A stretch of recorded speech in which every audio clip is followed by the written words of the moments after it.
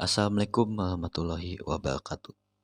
Nepangkeun nami abdi Raden Maulana Mulia, abdi di kelas 10 MIPA 3. Di dieu abdi nu nyampaikeun atawa nyaritakeun dongeng Sasakala Gunung Tampo Mas.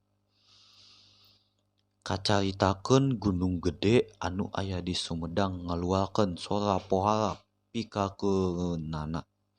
Sorana ngaguruh. Tina puncakna kaluar haseup campur lebur anu hurung. Ieu gunung kawas-kawas arek pitu. Rahayat Kabupaten Sumedang harita pohara rareuwaseunana. Kumaha balukarna lamun eta gunung gede bener-bener bitu. Teu kacatur saha anu jeneng bupati harita.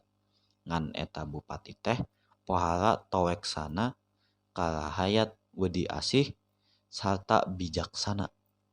Atuh sanajan can kalaporan ge anjeunna parantos uningaeun kumaha tagiweuna rahayat. Anjeunna teras ngemutan sangkan bisa nyalametkeun rahayatna. Kupang jurung kanyaah ka rahayat tea anjeunna teras nyepi di hiji kamar seja mujasmedi neda pituduh ti para dewa. Susuganan ku jalan kitu anjeunna tiasa mangadep ka Yang Tunggal ti pasihan pituduh pikeun nyalametkeun rahayatna.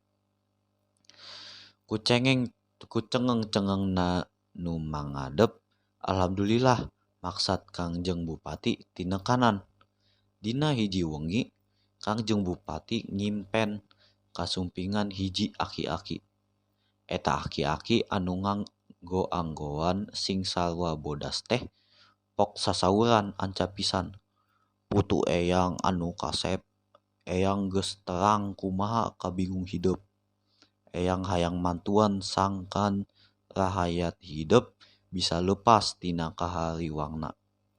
Eta gunung kudu ditumbal ku keris pusaka kagungan putra dalem anu dijieun tina emas. Poma hidep ulah deuk ngoretkeun. Tah sakitu bae ti eyang. Sabada sasauran kitu eta aki-aki teh les bae leungit tina impenan Kangjeng Bupati. Satampina eta ilapat enggal bae Kangjeng Bupati kaluar ti kamar sarta teras nyandak keris pusaka. Enggal anjeunna angkat ngajuk-juk ka puncak gunung gede. Rurusuhan da sieun bitu manten. Najan rahayat anu keur bingung nyaksieun Kangjeng Bupati angkat ka puncak gunung mah teu tegaeun ngantep geuing bae naluturkeun.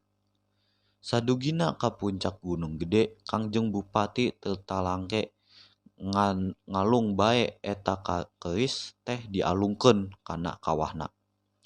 Rahayat anu tadi naluturkeun teh ngan bati colohok. Da eta keris teh estu kageugeut pisan Kangjeng Bupati. Barang eta keris geus dikana kawahkeun, jep. Saharita sora anu ngaguruh pikakeun teh jempe. Lini anu geus lila karasa harita mah teu karasa naon-naon. Sabada leungit kagetna timbul kabungah rahayat teh. Geu bae surak bakat ku atoh sarta tuluy sumujud ka Kangjeng Bupati tanda nganuhunkeun. Sakabeh rahayat ngaiklarkeun seja satia satuhu ka anu ngaheuyeuk dayeuh. Eta maksud kasatiaan rahayat teh ku Kangjeng Bupati ditampi kalayan dareuda bakat ku bingah. Bingah manahna lantaran bisa nyingkahkeun balai, bingah lantaran bisa nyalametkeun rahayatna. Tah nya ti harita pisan eta gunung katelah Gunung Tampa Mas. Anu saterusna robah jadi Gunung Tampo Mas. Ayeuna mah teu pikasieunun.